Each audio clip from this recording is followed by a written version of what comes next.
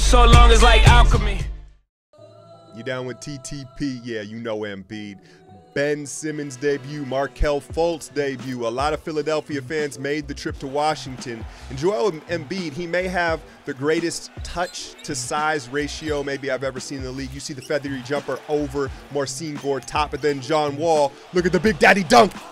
And John Wall, man, he doesn't elevate like Westbrook, especially not anymore, but I think he's stronger. I think when at the point of attack and throwing through the paint, I think he might be the strongest point guard in the league.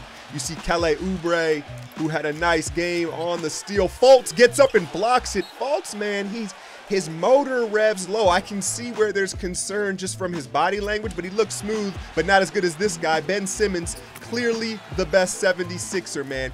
And he is legit point guard. His dad looks like Daryl Dawkins kind of. That's kind of weird. But then Beal puts Bayless in the spin cycle. You can't just do, I didn't even know Jared Bayless was still in the league. Bradley Beal woke up in the second half and started doing what he does. And then Wall, the left-hand flex.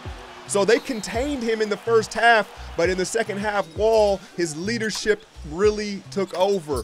Covington, though, 7 threes, a career high. Redick, the pull-up game. Redick, you too old to get an arm sleeve, dog. You can't just pop out with an arm sleeve. That's just my feelings on that. But it was a great game back and forth. You see Beal, the patented step back in the corner. Kelly Oubre, that timing, though. You got to cock that shit back. Out in transition, Wall this time catches the lob.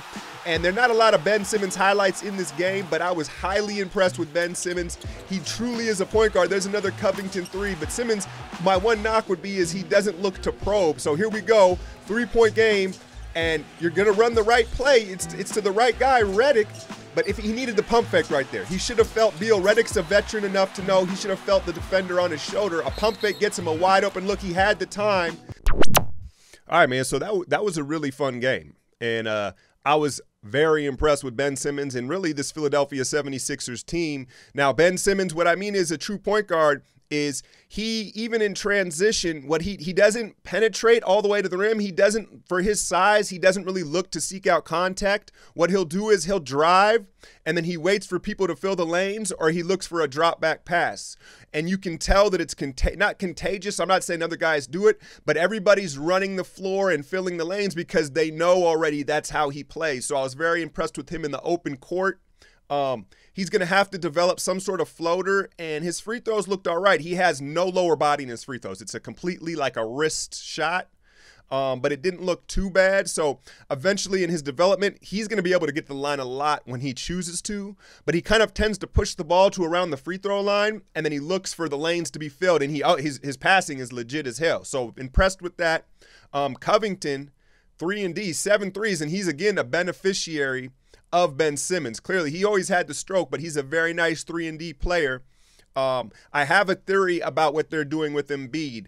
I think they kind of hustled Embiid, the front office. And what I mean by that is, let's say the doctors told them, all right, Joel can't play more than 30 minutes a night, right? So they know Embiid's personality. They snuck him. They were like, Joel, you can only play like 20 minutes a night, right?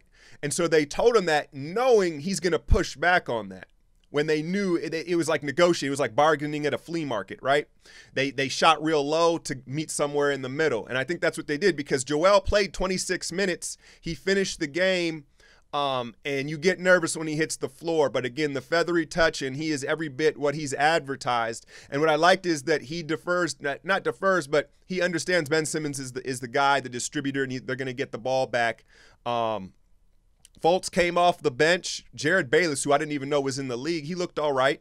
And Fultz, man, he's deceptively athletic. The free throw shit's a problem. The free throw shit's just a straight up problem. It's alarming, but athletically, he's sneaky athletic, and he plays off the ball a lot better than I would have suspected. He knows when to cut, and he finishes strong around the hoop because he is a 2-foot planted jumper. Washington side, again, with the Morris out at power forward, they started Jason Smith, and that was kind of a head scratcher from Scotty Brooks. But eventually he went to new acquisition Mike Scott in the second half, and he stayed with Mike Scott, who's going to fit perfect with Wall, another floor spacing kind of versatile big. Marcin Gortat, he handled his. Beal got off to a slow start. There was an interesting point late in the game where Beal brought the ball up, and it looked like he wanted an ISO or a pick on the right side, and Wall was on the left side, and Wall was like, give me the ball. He clapped his hands. I couldn't hear what Scotty Brooks said. He hollered out something. They waited about 10 seconds, and then they swung it to Wall for a high pick and roll with Gortat.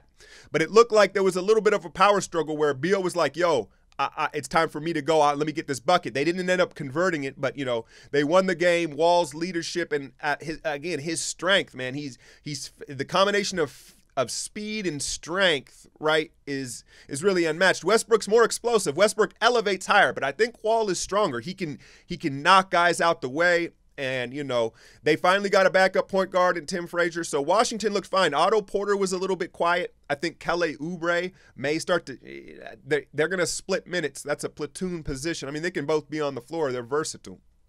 But, again, I was very impressed with Philadelphia. Hit that like, share, and subscribe. I'm out, y'all.